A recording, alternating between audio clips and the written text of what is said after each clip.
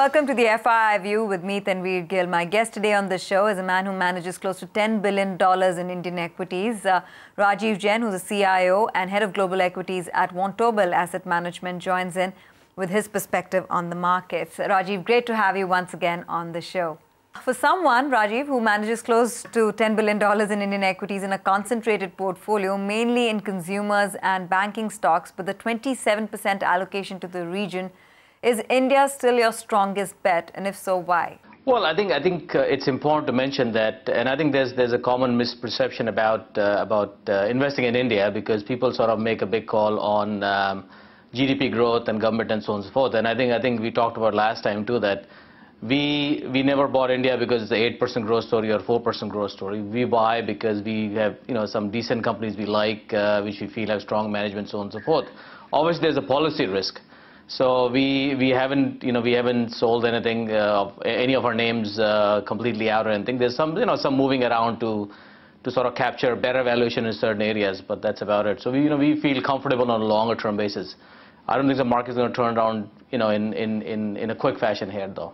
Right, Rajiv, you have spoken at length about perception management. How has perception evolved in India over the last 8 months? For at the start of the year, investors were more optimistic about India's revival than they are now.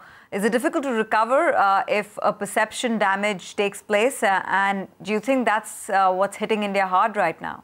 I think if you look at the perception issue, I think that sort of started deteriorating some time ago. It has obviously gone worse over the last few months. But I think to reiterate, if anyone who's invested in India for a little bit longer than the last few years, so they should appreciate the risk that comes from governance problems that India chronically faces, right? I mean, why isn't India been able to get to its potential? It's obviously governance, and there's no point sort of going over each and every details of that. But I think that's a part of it. So obviously perception has deteriorated, but from our perspective, anyone who sort of thought that on the reform side, for example, whether it's fiscal reform and so on and so forth, things are going to change dramatically. I hope that there's some movement now because of crisis, but I think one should always keep sort of low expectations. But for an FII like yourself, the rupee hit, which has been in excess of 20% this year, would be significant as your portfolio outperformed most emerging market portfolios last year. How are you managing the damage on your returns on account of the currency? Well, I think that there are two parts to it. One is, and I think that's where the RBI sort of fumbled a little bit in July, because they started focusing a little too much on the rupee. Because if you look at year to date, there are a lot of other emerging market currencies which are down too. So that's the first part of it. India sort of the last leg was a little more dramatic, but partially because of being the tightening that we saw in middle of July. So if you look at our portfolio, we were ahead obviously quite significantly. Now we've given back some of the gains. I mean, I'm kind of surprised that we are still ahead, maybe 100 odd basis point year to date. But I think again, it's a question of how we position ourselves in front of our clients, and so we have seen actually we still continue to see some inflows, and a bunch of our clients have actually added to our portfolios, because we always said that one should not be scared of the headlines in India. They usually tend to be bad, but there's some bunch of good things happening at the corporate level, which again 3 to 5 years on a 3 to 5 horizon should pay us dividends. Rajiv, have you altered your strategy over the last month when you were visiting India? Have you reworked allocations in any way for the Indian market, book profits in any of your holdings? How have you managed your India portfolio? No, I mean, frankly, there was no change. I mean, I think if you look at our current positioning, we have significant exposure to 3-4 core areas, right? The first one is financials, the private sector banks, the HDFC Bank, and so on and so forth. Then we have a couple of pharmaceuticals, obviously consumer staples, and a small portion in the IT services. In fact, we feel that the best opportunity today is more on in the financial services. That's where the biggest damage has been, especially the names that we own. Not necessarily making a big bull case on public sector banks or anything. We don't have any exposure there. So there was no really change from a couple of companies we met. So it wasn't really a big change of perception. Well, what about fund flows? Are you seeing more inflows in your international linked products versus your emerging market dedicated products? Last year, the inflows to your EM fund were the highest in the category. Has that changed? Well, I think yes and no. It has changed because we had partially closed our emerging market fund. Obviously, the amount of inflows we are getting is a lot less. We are still getting inflows from our existing clients. And I think we always sort of give a 3 to 5 year horizon rather than what could happen in 3-6 months or even 1 year. That's completely unpredictable. And one thing I always said is that if anyone is investing in stock markets, it doesn't matter where it is, and cannot stomach a 30 to 50% decline, they should not be invested in equities anyway. So I've been running emerging market portfolio for a very long period, and we have had, I believe, 3 or 4 more than 40% declines, and we still compounded dollar terms at sort of mid-teens. So 30, 40, 50% declines in equity markets do happen, and they are not exactly predictable. So we have gotten flows in international as well as emerging market equities. But obviously the flows have been much slower than before, but that's partially because we closed the fund. Rajiv, at 12 times FY14 earnings and almost a 20% plus fall in the currency, does India not become a compelling buy? Do you already have an overweight stance on the market, but do you see a strong rebound from here? Or will investors give more weightage to macro risks than favorable valuations at this point? Well, I think if you look at emerging markets in general, everything has sort of been compressed, right? Multiples have come in quite a bit. So if you look at our global portfolio, just about a year and a half, 2 years ago, we actually cut back our emerging market exposure in the global portfolio significantly. We had over 20% plus. It went down to, I believe, 7-8%. It's actually beginning to go up in a whole bunch of different areas. So because the valuations are good. So coming to India, I think India, this is fascinating because if you look at last 20-25 years, this sell-off has started when the multiples were pretty low compared to historic norms. In fact, valuations today are lower, or actually the valuations at the peak of this sort of sell-off were lower than the trough of the 2008, right? So, and that's why I feel pretty comfortable that the valuations are attractive enough for us, especially in the quality space. Now, clearly not everything has been hit. Quality has held up better, but that's how quality is supposed to behave, because people say, hasn't quality outperformed? Well, the question is, how do you define quality, right? I mean, quality is defined by how well the business holds up and how well the management behaves during stressful times. So I think it's from our perspective, we like a bunch of things. So our exposure has actually increased over the last few weeks. Rajiv, you have stated that it is good India is growing at 5 to 6%, that is a sustainable and healthy long-term growth range for India.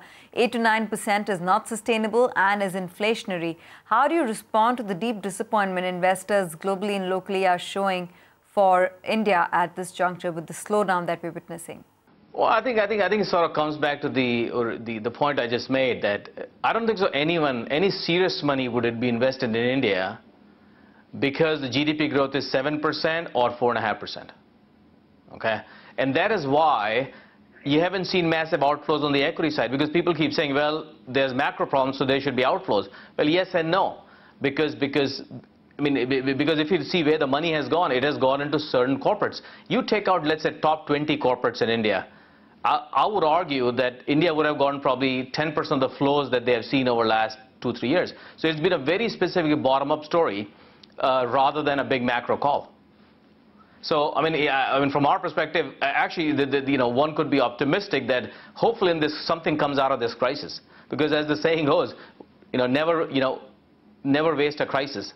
So I think this crisis, hopefully something good should come out of it, because arguably between 2003 and 2010, the regulators / government / some of the corporates got very, very complacent. And I think this complacency has been shattered, and that complacency was judged to be on some sort of India story. And as I said, I don't understand what the India story is. There's massive amount of capital inflows, which sort of inflated the growth, and hence you got inflation. And now you're coming back to normal trajectory of 4 to 5% growth.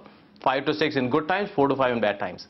Well, in that case, Rajiv, if growth for FY14 were to slip below 5%, let's say it came in between 4.5–5%, that wouldn't make you bearish on India? No, I mean, I think, in fact, as I said, there's one fundamental aspect of investing which is not appreciated.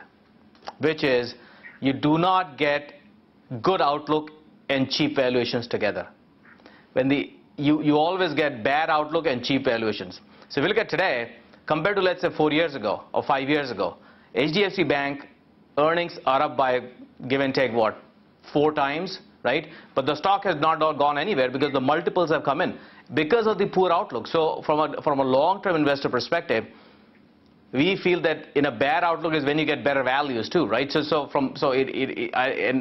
think that's where the real money is made. In fact, by the way, there was a study done a few years ago by a few professors in London that if you look at a 100-year history of equity markets, there's a slight negative correlation with GDP growth and equity returns. In other words, faster GDP growth tended to have lower equity returns, not higher. And partially because people discount faster growth and hence the returns are lower. So in a bad pessimistic environment is when you actually chance of making money goes up, again on a 3 to 5 year horizon.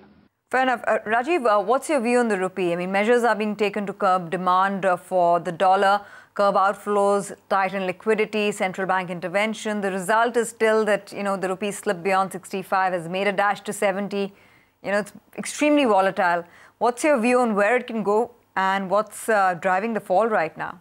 I think if you look at the rupee, as I was just sort of indicating that the rupee was way too strong for way too long because there were a lot of inflows and so on and so forth.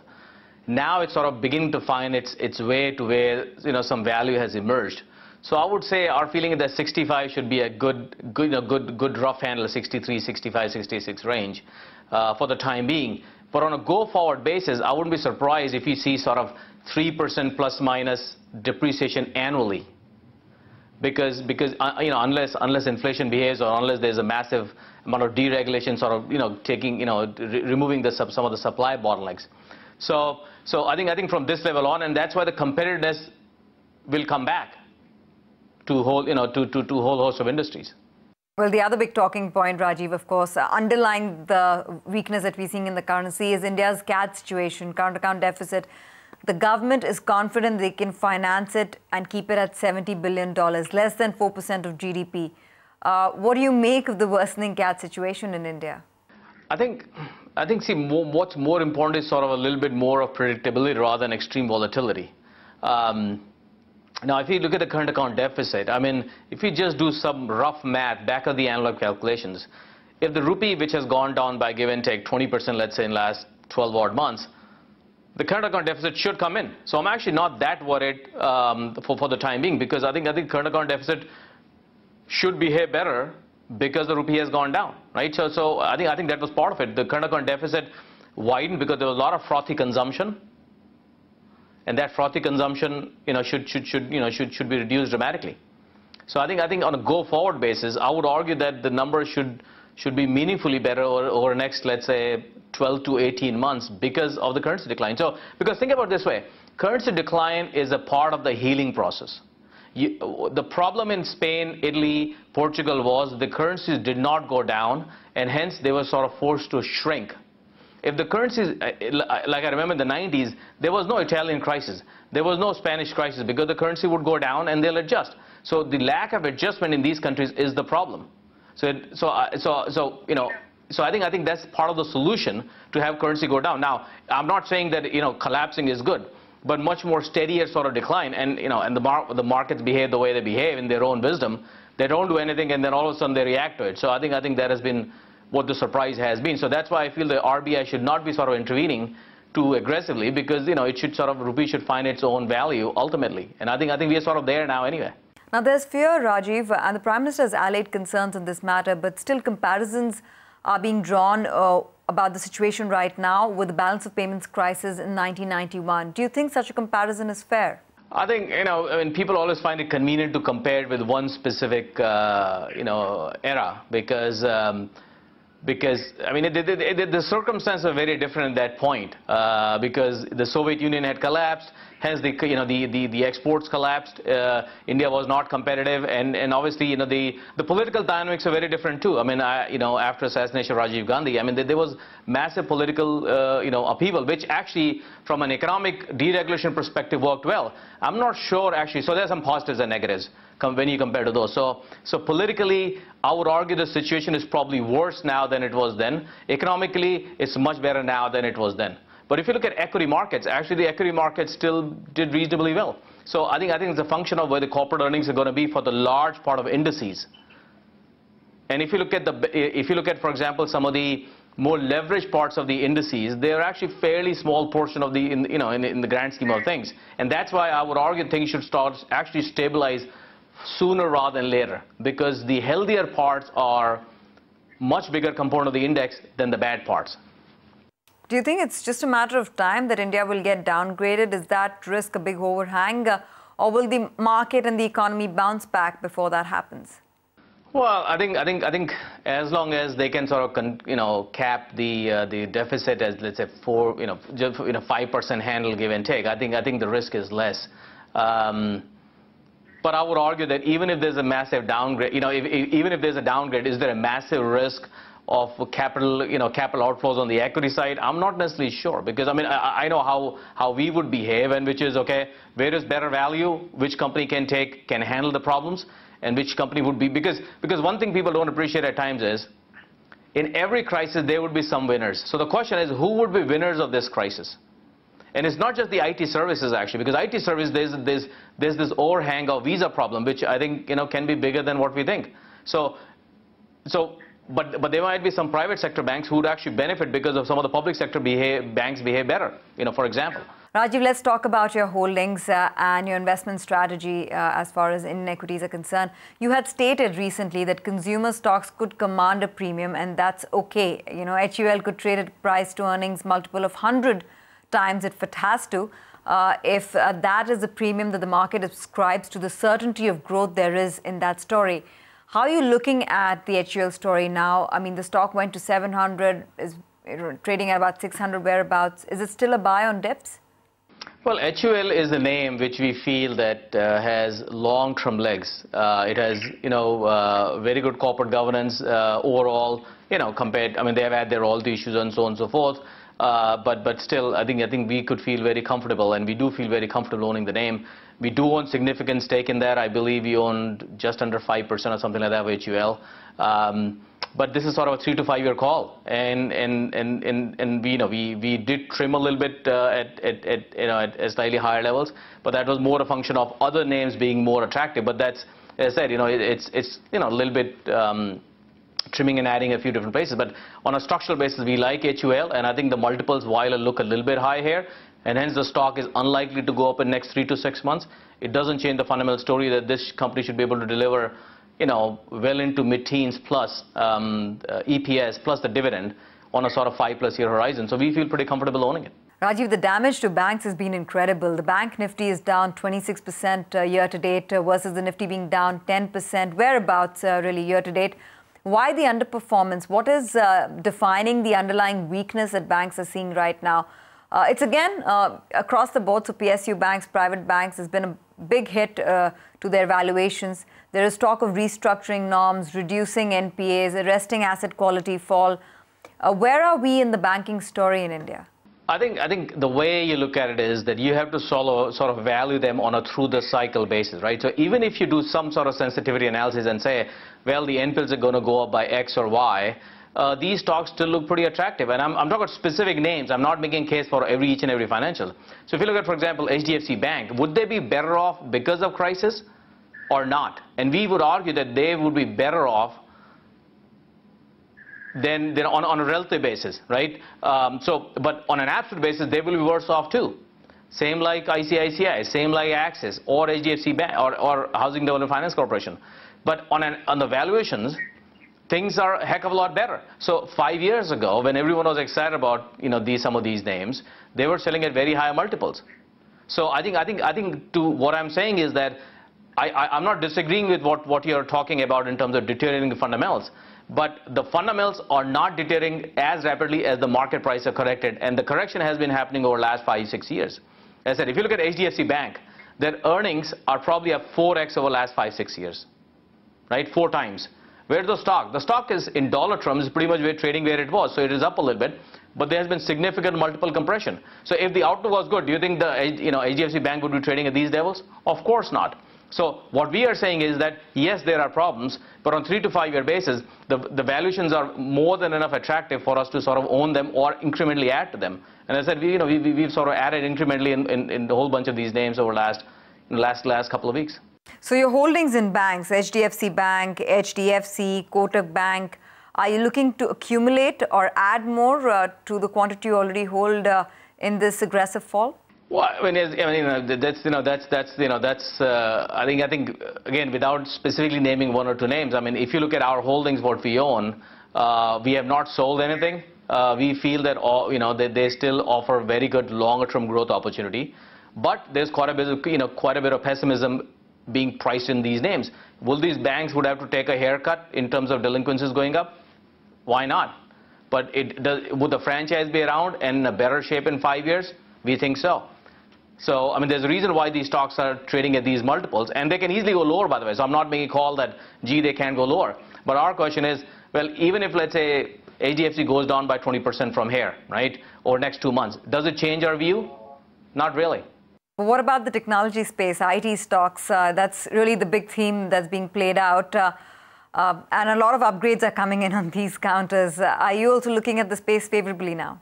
I don't know. I mean, it's always difficult to say whether the cycle is turning or not turning. I mean, I think that is sort of a very short-term call, right? One thing I've learned in crisis is that the obvious place is not where you make money. So IT services is obvious, and hence they've held up better. But there's a Visa overhang issue. So we own them. We own TCS. We like some of these. And I think there are good things happening in Infosys too. But is it where we want to be aggressive today?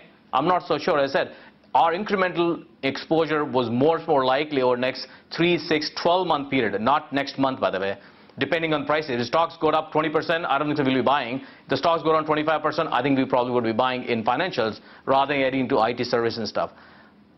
There's nothing wrong with IT services, but I think it's a question of its valuation, what the growth is going to be. Because let's not forget, a lot of these IT companies are very large now, and all of these companies have very linear models. So while we like them, I mean, I think if you take a 5-10 year call, I think the growth rate has to sort of be much more slower than last 10-year history would suggest. So it's sort of a 3 to 5 year plus call where the growth is going to be.